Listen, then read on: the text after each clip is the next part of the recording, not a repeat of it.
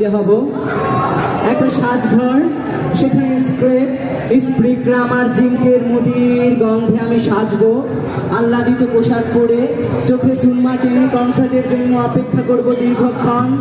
তারপর রাত একটু বাড়তেই চারিদিকে হাজারের আলোয় লুব্ধ অথচ নির্মহ পতঙ্গেরা যখন ডানা ফিরিয়ে ফিরিয়ে মহৎ মৃত্যুতে শহীদ হতেই থাকবে, গান শুনে শুনে যখন বৃত্তের মতন চোখ আমাকে চাইবে, আমি ঠিক সম্রাটের মতো আসবো আমার সব কথা নিয়ে। তখন আমি ঈশ্বরের সন্তানের মতন দেশহীন কালহীন প্রান্তরে দাঁড়িয়ে কথা কইব, আর মানুষ আমারই মতো সব মানুষ আমাকে ভালোবাসবে। আমি শুধু ভালোবাসতে চেয়েছিলাম, এই কথা ভেবে ক্ষমা করবে আমার অশেষ দুর্বলতার যন্ত্রণা।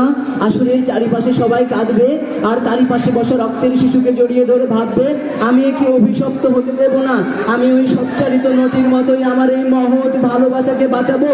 ঠিক তখন আমার অনুভূতিকে আনবো অবলীলায়।